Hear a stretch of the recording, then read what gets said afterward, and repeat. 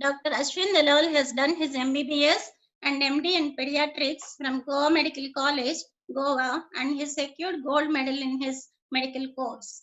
He also has done his DM in medical genetics from Sanjay Gandhi Postgraduate Institute of Sciences, Lucknow, India. He joined the Center for DNA Fingerprinting, that is otherwise called as the CDFD, Hyderabad in 2007 as the head of the medical diagnostics, and has published more than 100 papers in national and international journals, and has completed 6 extramural research projects from various funding agencies like DBT, ICMR, and DST. And his H index is 20 and has citations more than 1300.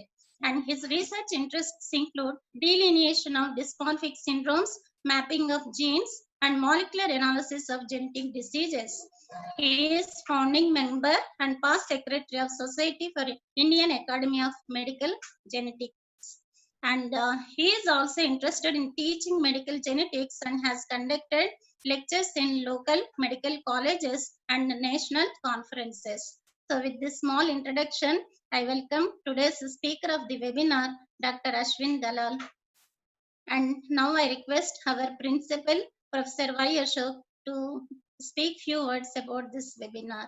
I welcome you, sir. Ashok, sir. Thank you, Sai Padma madam.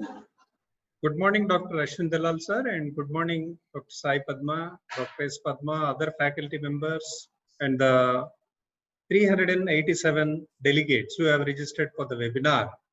Good morning, all of you. And we are lucky today to have Ashwin Dalal sir as a resource person. In a series of webinars being conducted by the college, we are happy that a lot of experts like Ashwin Dalal sir and professors from Central University, professors from AIIMS and NIT director. Thanks to all of you for being with us, because now is the era of knowledge transfer, which is very, very important. Since people are idle, and a lot of academicians definitely are very keen to go back to their institutions and be in touch with the students. And since they cannot do, definitely academic engagement is very, very important. With that idea in mind, we started these webinars, and all the departments have conducted one webinar, and appreciate the efforts of Dr. Sai Padma. She said, sir, we would like to conduct one more. Not only one more, madam, you can also think of future webinars also. So I am sure this webinar will throw a lot of light on the medicinal aspects for various diseases, including COVID-19. And nobody, definitely, we are lucky to have Dr. Ashwin Dalal as the resource person today. Sir, on behalf of management of Bhavan Vivekananda College, on my personal behalf, and all the faculty members, we welcome you to the one-day webinar. Thank you very much, sir. Thank you, sir.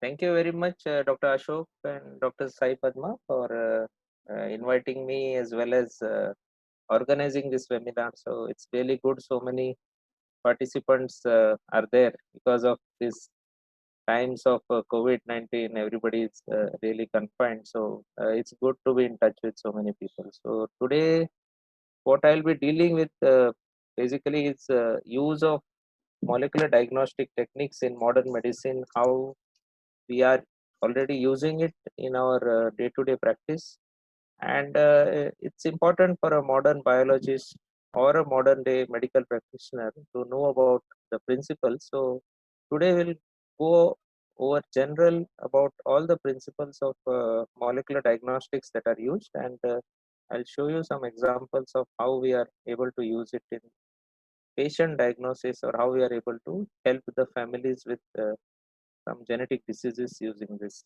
technique.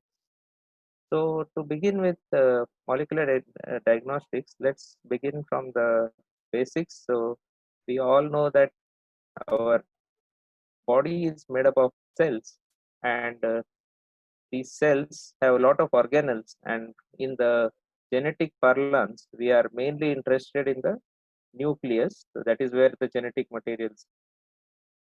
If we put all the diseases in the spectrum, then you would have some diseases which are totally genetic in origin. That means only genetic factors decide whether a disease will happen or not. And there are some diseases which are totally Share screen. environmental in origin. So if we have certain diseases like chromosomal diseases, thalassemia, cystic fibrosis, or Duchenne muscular dystrophy, these are all the common genetic diseases which are totally genetic in origin. That means mutation present, disease present, mutation absent, disease absent. On the other hand, you have Sir. We are not able to see your screen, sir. Sorry for the disconnect. you see now? Yes, sir. Yeah. So on the other hand, we have another group of diseases like either nutritional deficiencies or motor vehicle accidents. These are totally environmental diseases. You don't really have a genetic component involved there. But there are a large group of diseases which are lying in the middle, and these have both genetic component as well as environmental component associated with them. So the dilemma is that we understand a lot of genetics about these particular group of disorders, and that's why we have a lot of genetic diagnostics as well as lot of treatments are coming up for this group of disorders. But we understand much less about the coronary artery disease, cancer, Share diabetes, screen this like kind of diseases okay, okay. because Mm, we mm. have genetic as well as environmental factors involved in this, and hence we have much less diagnostic capability or treatment capability from the genetic point of view for these group of diseases. So if you look at genetic disorders in human, you could classify them as chromosomal disorders, which are the commonest is Down syndrome. You must have all heard about it. Then there are monogenic or single gene disorders, also called as Mendelian disorders. So these are the sickle cell disease, hemophilia, etc. And then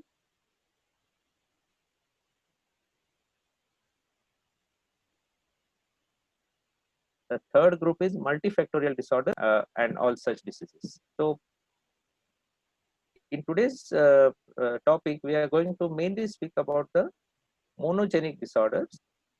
So monogenic disorder basically is genetic disorders caused due to mutations in single genes. So they follow the typical Mendelian pattern of inheritance, and they can be classified as autosomal recessive, autosomal dominant, X-linked, depending on their mode of inheritance. Okay. So if you take a typical example, the most classic example of a single gene disorder, sickle cell disease, then you have a single gene, that is the beta globin gene.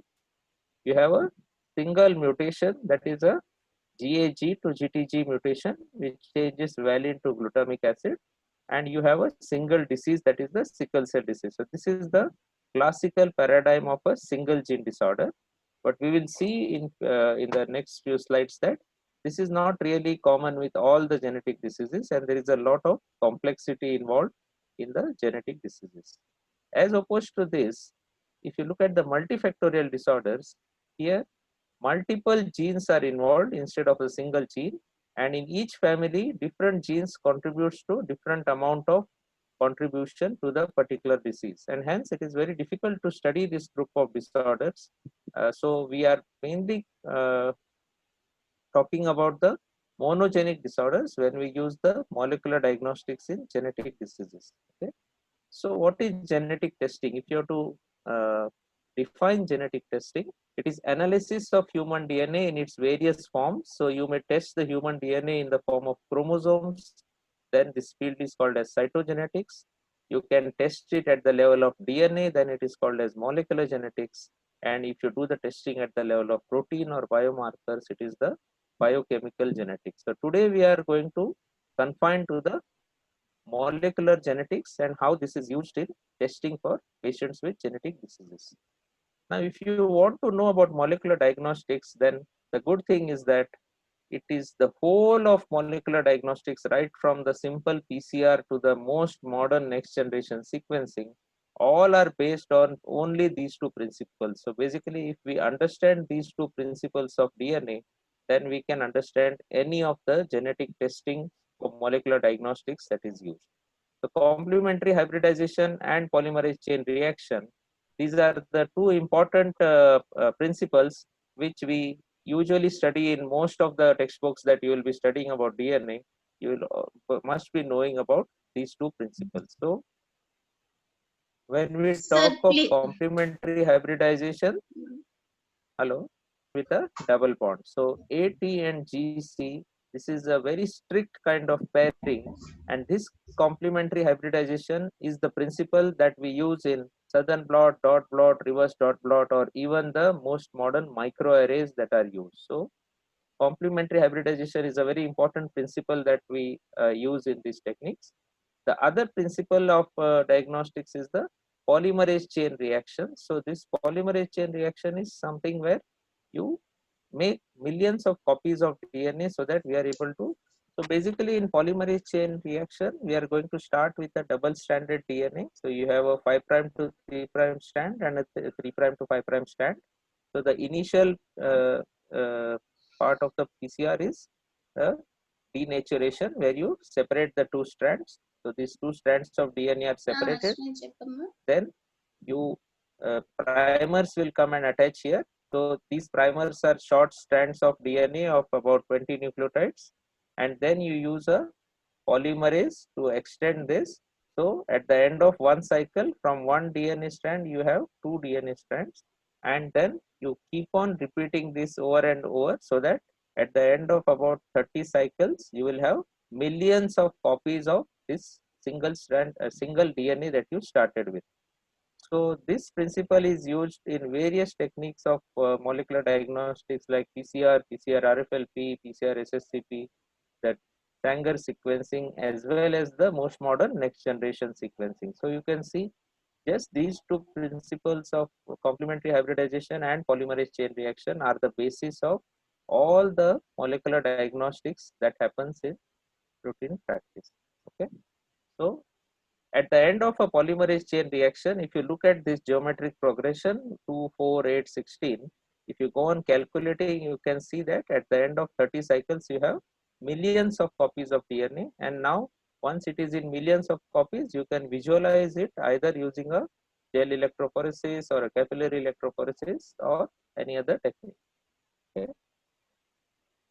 So now let us come to the diseases. So what we see in different diseases, in sickle cell anemia, I told you that there is a single gene, single mutation and single disease.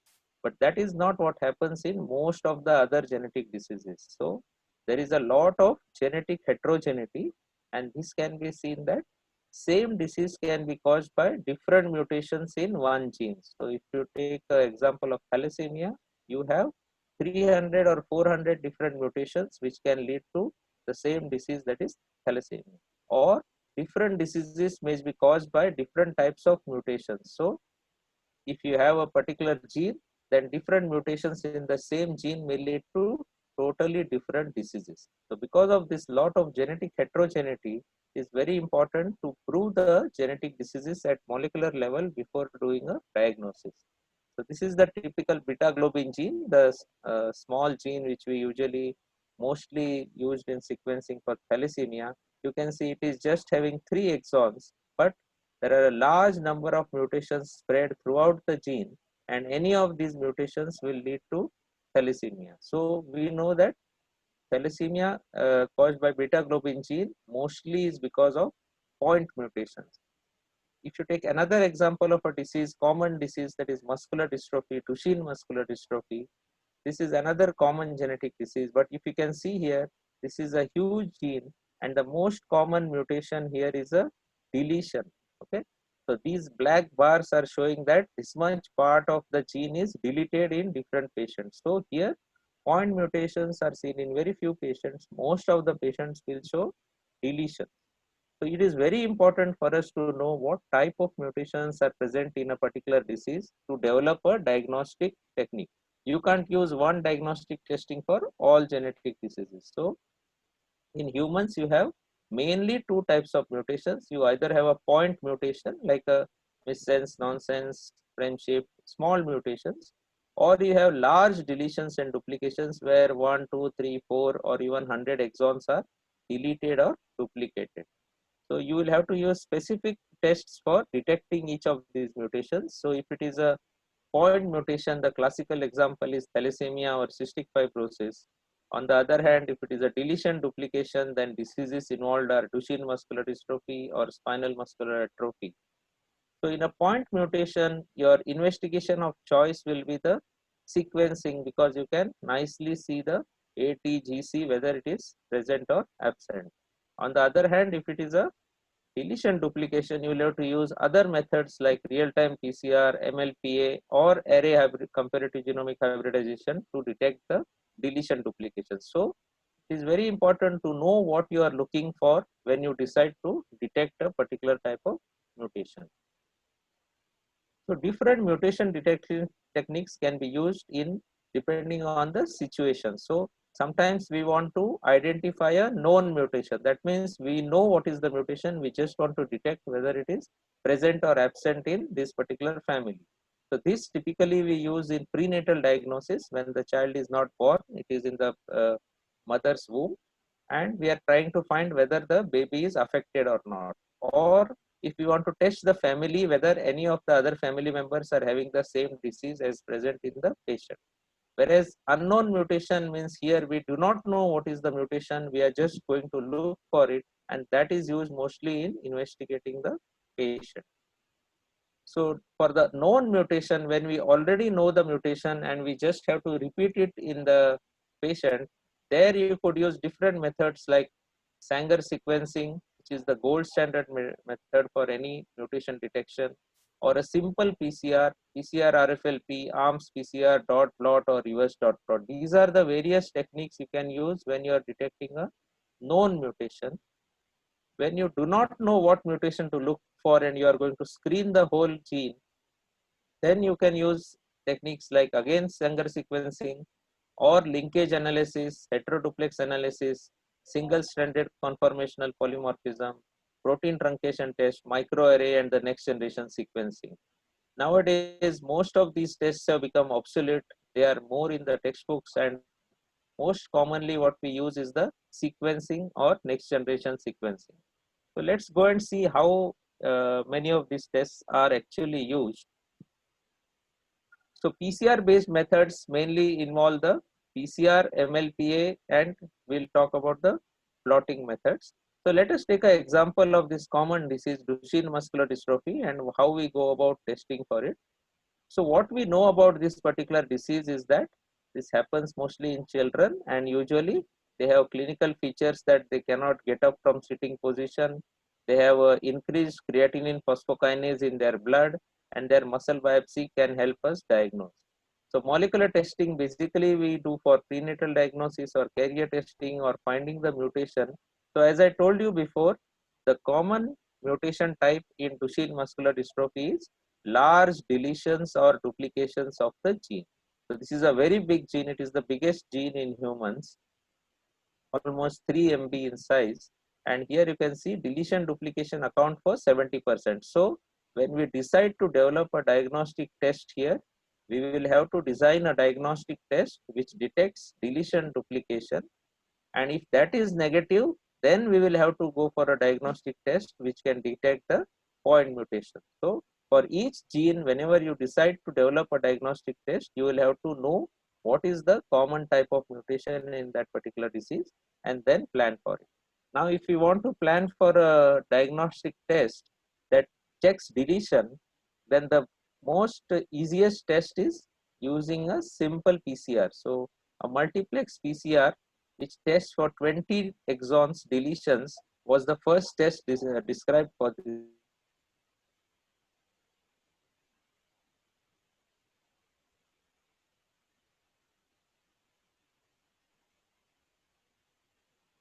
You design primers for all these exons. So you have a forward primer and a reverse primer for each of these exons. You design the primers, do the polymerase chain reaction as we described earlier, and then you run that polymerase chain reaction product in a gel. Now, when you run in agarose gel electrophoresis, what will happen is that the biggest exon here by size you can see is the exon B. So exon B is going to move the slowest, and exon D is going to move the fastest because it is the smallest exon. So you can see B exon, we can visualize the DNA here. then the next in size is A, next in size is C and D. So all these exons are showing a band. That means there is no deletion of any of these exons. If you see in this particular patient, what you can see is that the band for exon A is absent. That means this patient is having a deletion of this particular exon. In this patient, you can see B and C both are deleted. In this patient, exon C is deleted. So it's a very simple, just a plain PCR based test which can give you the diagnosis for Duchenne muscular dystrophy.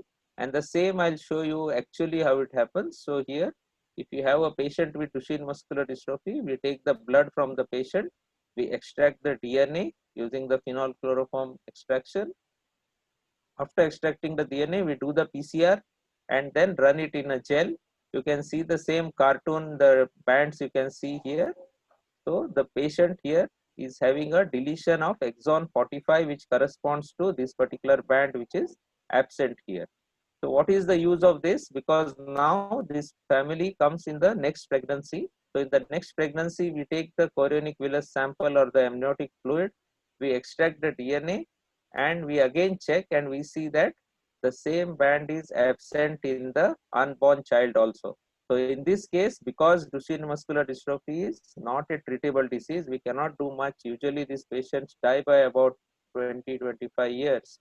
So we can prevent birth of this child by doing termination of pregnancy if the couple wishes for it, because this patient is affected with DMD. So in this way, in routine practice, we do the testing in the patient, and then when they come in the next pregnancy, we can tell them whether the baby is affected or not. Based on that, they can decide whether they want to continue the pregnancy or they want to terminate the pregnancy.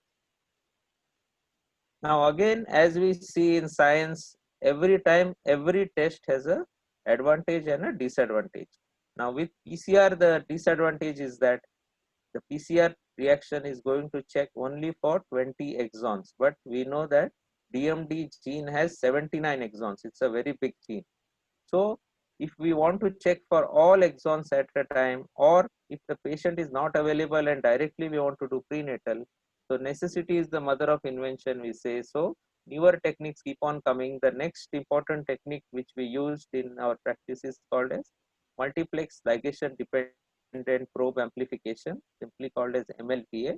So by this technique, instead of looking only for 20 exons, now you can look for all 79 exons at a time, as well as you can look for deletions, duplications, carrier detection, because it is a fluorescence primer based technique. So instead of the bands on the gel electrophoresis, what we can see here is peaks, because fluorescent primers are used in this technique. So each peak corresponds to each exon. You can see here these peaks are absent. That means there is a deletion of this particular exons. And the same thing when we analyze in a software, we can see that this patient is having duplication of all these exons. This patient is having deletion of all these exons. These are all the normal exons. Okay. So this is a normal person. He has all normal exons, whereas this patient is having a duplication for these exons. This patient has a deletion for these exons. And you can see the same here. You can see this patient who has a duplication. This is the normal amount of PCR product, and this patient is having more PCR product than the normal. Same is for this exon here. So based on that, we can detect duplication, or if there is the absence of peak, it is deletion of that exon. Okay. Similarly, since this is a X-linked recessive disorder, we can even do the carrier testing. So females have 2 X chromosomes. If one of them is deleted, you will get half the product compared to the normal person, and you can see that this female is carrier for the Duchenne muscular dystrophy because she has half the product in all these exons. So with newer and newer techniques, we are able to detect more and more different diseases using this technique. The next simple test that we again can do is a PCR RFLP. So this is based on the restriction endonucleases. So the principle is that these are the bacterial enzymes which cut when a particular nuclear sequence is present. So in this, we want to detect at a particular place there is a CC or a CT or a TT. So here we can detect only the presence of C or T at a particular position. So we do a PCR and then use a particular enzyme HINF1 which cuts only if T is present. If C is present, it does not cut. So once you do the PCR and then do the cutting with the restriction enzyme, what you can get is that the PCR product is 198 base pair. If it is a CC, the enzyme does not cut, so you get a 198 base pair product. This is the cartoon, this is the actual picture. If you have a heterozygous mutation, one product is cut, one is not cut, so you get two fragments. If it is a homozygous mutation, you get both products are cut, you get a smaller fragment. So in this way, in a simple laboratory, you can detect presence or absence of mutation at a particular place. Another technique that we use is something called as reverse dot plot. So this is based on the principle of complementary hybridization. So here what we do is that we begin with a bioiodine C membrane. On that we immobilize the amino labeled primer and we do a polymerase chain reaction of our region of interest with a biotin labeled primer. So this you can see, this is the PCR product which is biotin labeled. Now this PCR product attaches to the primer which is there on the membrane. Now to detect this biotin, you can use the streptavidin AP conjugate and then a NBT BCIP dye. So ultimately at end of all this reaction, what happens is that on the strip you have put all the primers for the normal and the mutant here. Okay, so the normal allele is present for all these mutations in the patient, as well as the mutant allele is present for HBS and IVS15. So these are the common mutations in thalassemia. So this patient is compound heterozygous. That means he has one mutation IVS15, another mutation of sickle cell anemia. Similarly, if this patient is homozygous for sickle cell anemia, that means he has both alleles having sickle cell anemia, then what will happen? Only this will be blue and there will be no color here. Just like there is no color here, there will be no color here. So this we can visually see and interpret whether these mutations are present or absent. So this is one of the techniques which is used for looking at multiple mutations in thalassemia. For unknown mutation, the earlier techniques which were used were linkage analysis, heteroduplex analysis, but nowadays we don't really use this, so we won't discuss about this. We'll go on to sequencing, which is the most commonly used technique in molecular diagnostics. So in sequencing, what happens is that you could either do sequencing by the Sanger method, that is the Sanger sequencing, or a microarray based sequencing, or a next generation sequencing. Mostly what we use is the Sanger and the next generation sequencing. So in the Sanger method, you must have read in your textbooks, what happens is that you have a special kind of nucleotide called the dideoxynucleotide. So when you do Sanger sequencing, you do a polymerase chain reaction and then you use a single primer along with a normal DNTPs and a dideoxy ATP, GTP, CTP. So the principle of this dideoxy is that once this nucleotide is incorporated, no more nucleotides get incorporated. So depending on where the nucleotide is incorporated, you will get termination of the strand at different levels, and then you can run it in a gel to see. In earlier days, they used to run in a gel and then take a X-ray picture, but now we run in a capillary electrophoresis, and you will see this nice sequence of ATGC. So depending on the sequence, you can do interpretation. So in Sanger sequencing, if this is normal here, you can see, so the sequence is interpreted from the peaks here. So this is triple C here, and the normal person is having T, whereas after triple C, the patient is having a G here. So this patient is homozygous for G mutation. So it is a T to G mutation homozygous at this particular position in this patient. If the mutation is heterozygous, that means the patient has both the normal allele and the mutant allele, then you will get a double peak here. So here also you can see there are the 3 C's, and then after that there is a red peak as well as black peak. That means this patient is heterozygous. Similarly, when there is a heterozygous deletion, then because of frame shift, you will get multiple peaks after that particular nucleotide, and in this way we can detect deletion, heterozygous, normal or homozygous mutation in Sanger sequencing. So in Sanger sequencing, the principle here is that you begin with DNA, then you do a PCR of your area of interest. This PCR product is generated, then you use a single primer along with dideoxynucleotides, and you do capillary electrophoresis. Different size fragments are formed, and they can be detected like this, different peaks which you can interpret. Now, as we said earlier, Sanger sequencing is a very great method, but it also has its own problems, and that is what happens in science. We have one method, there are problems with that method, you develop another method, and that is how progress happens. So what is the problem with Sanger sequencing is that if you have a patient with unknown disease, then you don't know which part to amplify. Or if you have a patient with diseases like osteogenesis imperfecta, these are very large genes. So if there are 100 exons, you will have to do 100 different PCRs and 100 different Sanger sequencing to do the diagnosis. Or if you have a disease like cardiomyopathy, which is caused by more than 9 genes, then you have to do Sanger sequencing for all 9 genes, so that becomes too much. So prior knowledge of genome is needed for Sanger sequencing. Limited size of sequence, you can do only about up to 1 kb sequencing at a time with Sanger sequencing, and it is costly and labor intensive when you do it for large number of sequencing. So because of this disadvantages, the next newest technology, what is the most advanced technology developed, is the next generation sequencing, also called as massively parallel sequencing. So here what is the principle is that again you start with the DNA, but then you make this DNA into small pieces or fragment this DNA, and then you ligate the adapters.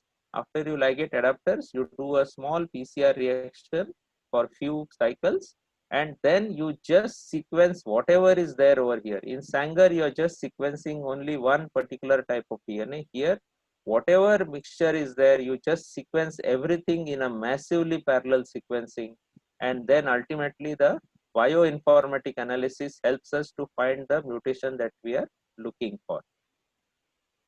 So what is important about the next generation sequencing is that it has drastically reduced the amount that is required to sequence. So if you can see, the first human genome sequencing was done in the 90s, and that cost about $2.7 billion.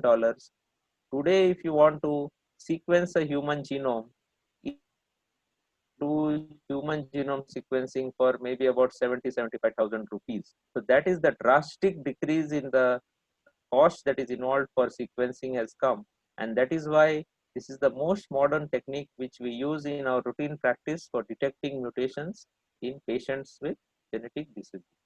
So we have a large number of different platforms which can be used for this next generation sequencing, but you must have heard of the most common platform used is the Illumina platform for next generation sequencing. So what you can do in next generation sequencing, you can sequence whole genome. That means whatever DNA is present, you can sequence the whole genome, whether it is human, which is 3 billion base pairs, or if it is E. coli, it is 3 million base pairs, or it is plant, anything, any organism you want to do, you can do a whole genome sequencing, or you can do a exome sequencing. Exome means only the coding region. Now we know in humans only 1% of DNA is the coding region. So if you don't want the non-coding region, you can only do the coding region, because coding region gives rise to the proteins. Or you can do a targeted resequencing. That means you can sequence 20, 30, 40, 50 genes at a time, you at a much cheaper cost.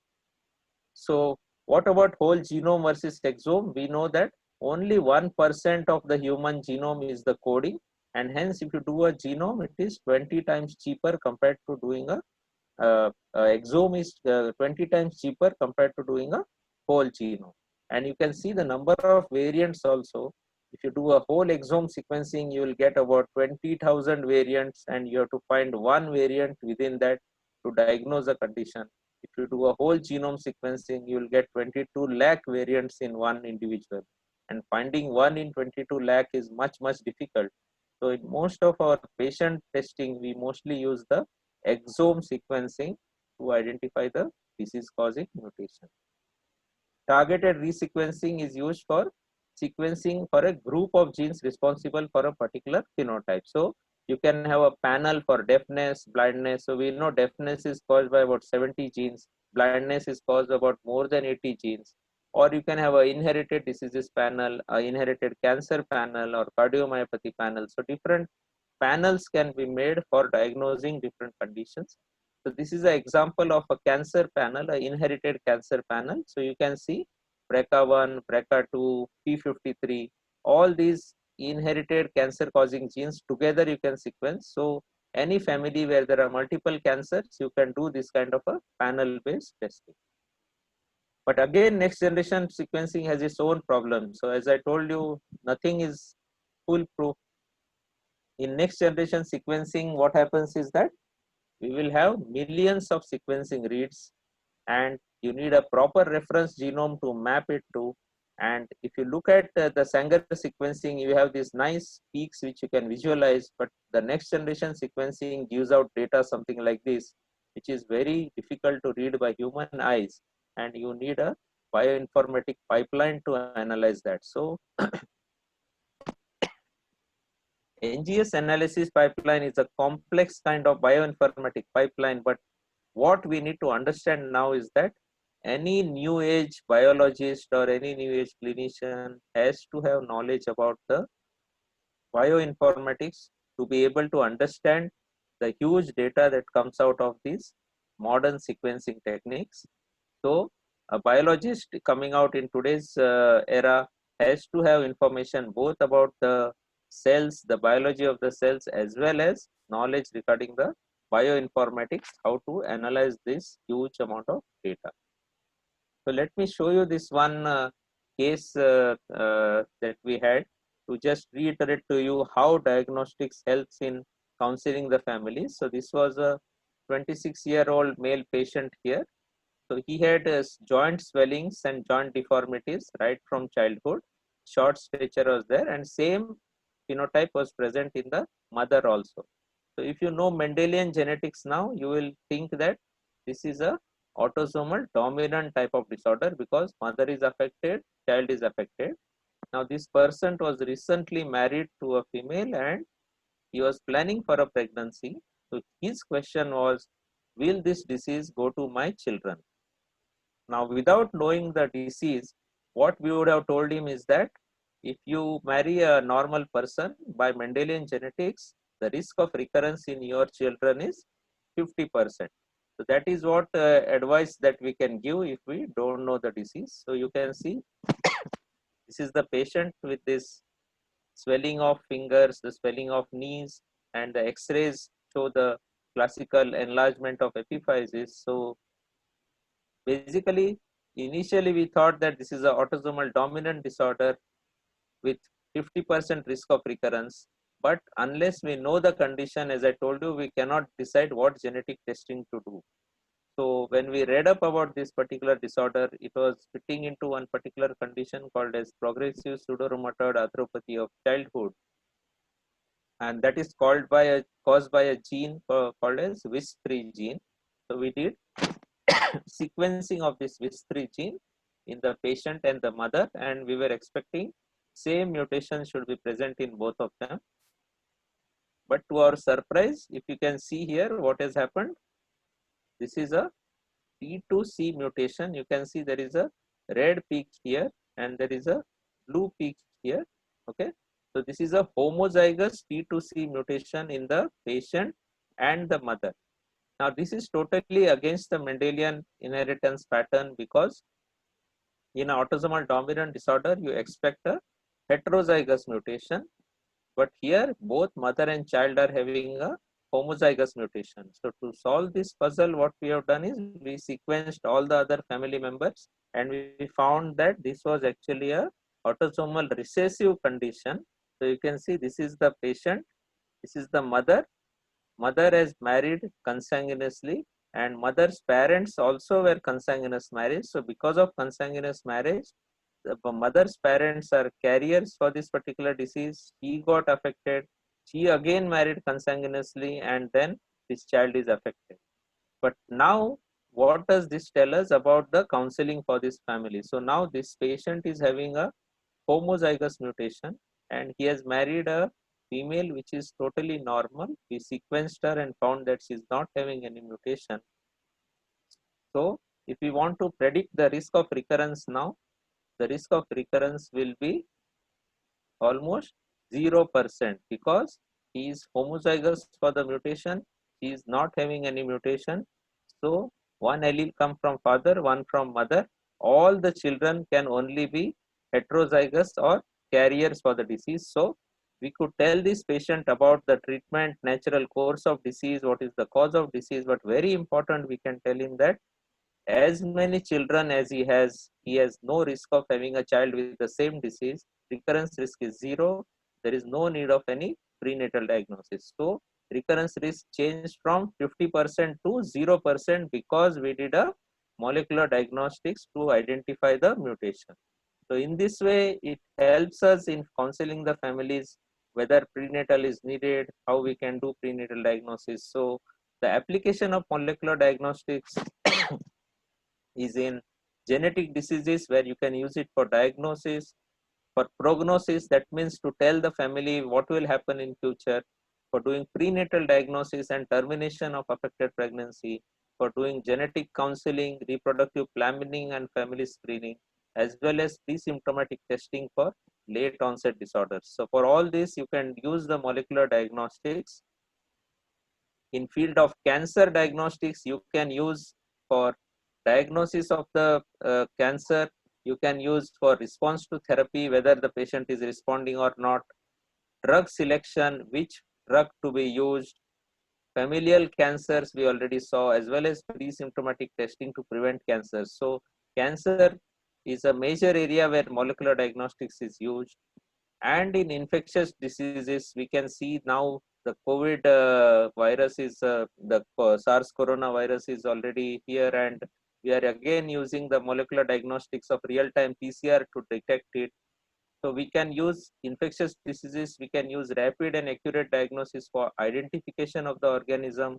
You can quantify the viral load using the real-time PCR, or you can check for antibiotic susceptibility, and especially the outbreak investigation. Like our institute is soon going to do the sequencing of this virus. So many other institutes in India are already sequencing the virus to know more about that particular constitution of the virus. So we can use molecular diagnostics for a large number of things in infectious diseases also. So most of the areas of modern medicine, molecular diagnostics has a role to play, and it is very important for people who are either interested in research in the human genetics or human diagnostics, or you want to do services like you want to start a lab or something, you want to work in a lab.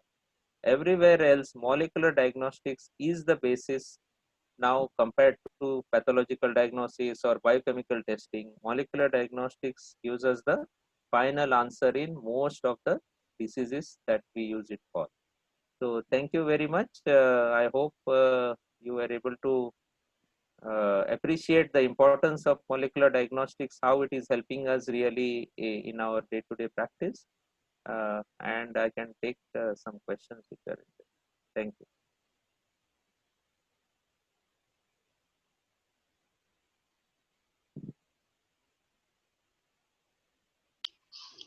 Hello, good afternoon, sir. Yeah. Dr. S. Padma, sir, very good lecture, sir. There are some questions from the audience. There are some questions from the audience, sir. Yeah. I would like to read out the questions to you, sir. Yeah. Sure. One question is from faculty, Dr. Manjula Banuri. She has two questions to you, sir. Why some genes like hemoglobin are more prone for mutations? And the second question from her is, can you please emphasize on expressivity and penetrance pattern variations in monogenic and polygenic disorders? Yeah. So we really Dr. cannot Manjula say. Banuri. Yeah, so we really cannot say that beta globin gene is the only gene which is having lot of mutations. So what is common is that the beta globin gene carrier frequency is much higher in our population. If you go to see the same carrier frequency in Caucasian or European population, they really don't have so much of beta thalassemia in US or Europe. They have more of cystic fibrosis. So it's more like the carrier frequency in a particular population being high. That's why we see that this is a common disease in our population. But it's not that beta globin gene only has more mutations and other genes don't have. It is more like what is beta thalassemia for us, the same problem is cystic fibrosis in the Western world. So every population which is inbred for years together, it will have its own gene pool, and depending on that, you will have number of people who are carrying the mutation more. But it's not that beta globin gene is having propensity to develop new mutation. These mutations are very old ones. We are not really getting many new mutations in the beta globin gene. Compared, and then coming to your question about penetrance and variable expressivity. So these are very important terms to be remembered when you talk about autosomal dominant disorders or any other disease. So by definition, you will say penetrance means it is the probability that a disease will happen or not. So any manifestation of the disease will happen or not in presence of a mutation. So you will say penetrance as 100% when you have a mutation present, disease present, mutation absent, disease absent. But you can have low penetrance for certain disorders where the patient has the mutation, but he does not show the phenotype of the particular disease. So this is seen in many disorders like Huntington disease or neurofibromatosis, where mutation is present in the individual, but he is not showing the phenotype of the disease. And as opposed to this, what is variable expressivity is the severity of the disease is different in different patients, but the mutation is same. So if there are two patients of thalassemia, one is having a severe phenotype, other is having a mild phenotype, they both might be having the same mutation. So same mutation may lead to different severity in different patients. That phenotype phenomena is called as variable expressivity, and this is seen in many different diseases like tuberous sclerosis, thalassemia, cystic fibrosis, where we feel the reason probably is either environmental factors or genetic modifiers which make the severity different in different individuals, although the mutation is same in both of them. So that is about variable expressivity and penetrance that we see genetically. So one more question, sir, from Ankita De. In Duchenne muscular dystrophy, which pharmacological treatment is giving better results? And one more question from her. Can we use CRISPR technique to cure most of the genetic disorders before the child is born or conceived? Yeah, so regarding Duchenne muscular dystrophy, the most important techniques for treatment being used is something called as exon skipping. So as I said, Duchenne muscular dystrophy, the important problem is a deletion. So one exon deletion, it leads to frame shift. That means if there is a exon 48 and a exon 50, the exon 48 and exon 50, if they come together, then there is frame shift in the, because of exon 49 deletion, then the further frame shift happens and the protein becomes useless. So what we do is that we, in addition to exon 49, now we try to delete exon 50 or 51 to make it in frame. So we convert a frame shift in frame by deleting more exons using something called as exon skipping, using some antisense oligonucleotides. That is one of the latest treatments that is being tried, but the problem is it is not shown enough success. We have phase 2 clinical trials going on. It is still not come into routine practice as a treatment. Clinical trials are on for this particular type of therapy. Regarding CRISPR-Cas9, we really can't say that it is actually come into practice, but that is one of the promising types of therapies, because as you must be knowing, gene therapy, which came almost 15-20 years back, the first gene therapy was done. And the problem occurred in that particular case is because the gene of treatment went and set into a oncogene, because we did not have a method by which we can exactly put the gene where we want. And that's why all those gene therapy trials failed and gene therapy was totally stopped. But now with the CRISPR-Cas9, a large number of gene therapy trials have again started, because now we can exactly put the gene where we want to put it. And so it's really a hope for future that CRISPR-Cas9 may help us to develop certain gene therapies for different diseases. But as of now, we can't say that anything has come out. It's more into laboratory trials. Thank you, sir. One more question, sir, from Dr. D.M. Jadhav, and same question from Dr. D. Sunita Devi. How COVID-19 testing is done using RT-PCR?